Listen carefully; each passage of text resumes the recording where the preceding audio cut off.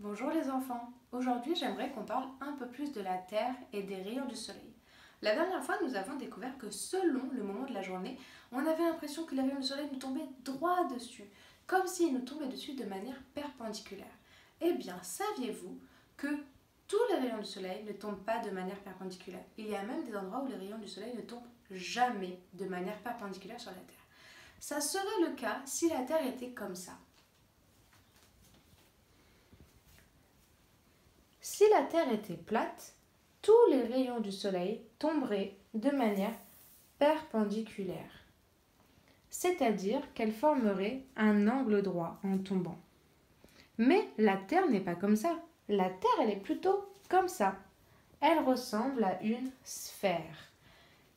Ainsi, nous voyons qu'il y a un rayon qui tombe de manière perpendiculaire, mais que les autres, eux, ne sont pas perpendiculaires. Ils sont plutôt obliques.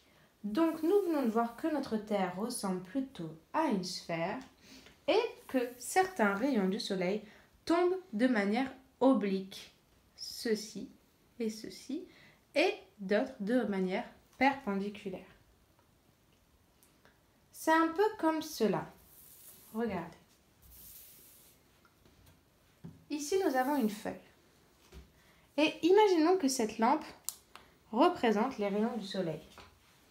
Si j'entoure les rayons du soleil qui tombent de manière perpendiculaire, j'obtiens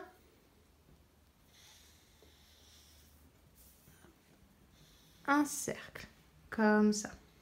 Mais si les rayons du soleil sont plutôt obliques, comme ça, alors ils couvrent un champ beaucoup plus large. Hop.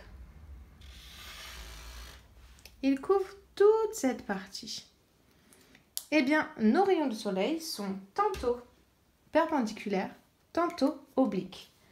Mais nous venons de voir que s'ils sont perpendiculaires, ils couvrent une surface beaucoup plus petite, mais sont beaucoup plus intenses. La lumière était beaucoup plus intense ici.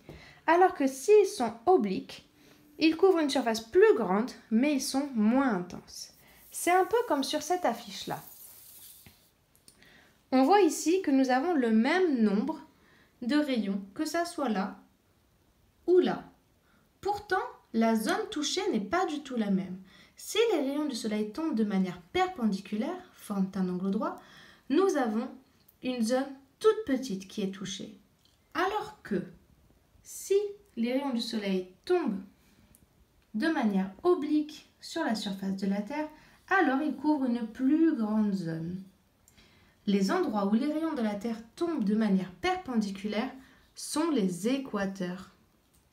C'est un peu comme ceci. Ici, nous avons beaucoup plus de rayons qui tombent de manière perpendiculaire pour nous donner une grande intensité.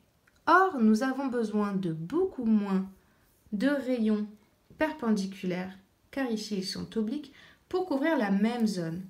On vient donc de comprendre que nous avons besoin de moins de rayons obliques pour couvrir la même zone, mais que la zone couverte par des rayons perpendiculaires sera plus intense. Et vous vous souvenez, la dernière fois, nous avons parlé des couches de l'atmosphère. Eh bien, elle a aussi son rôle à jouer, l'atmosphère. Lorsque les rayons du soleil tombent de manière perpendiculaire, ils traversent très peu d'atmosphère. Et donc, nous avons des rayons du soleil très très chauds. Mais lorsqu'ils tombent de manière oblique, ils traversent une grande partie de l'atmosphère. Et donc, il nous arrive beaucoup moins chaud. Et voilà les enfants, c'était notre nouvelle histoire à propos de la Terre et de sa grande amie, le Soleil. J'espère que ça vous a plu et on en découvrira encore plus la prochaine fois. Au revoir!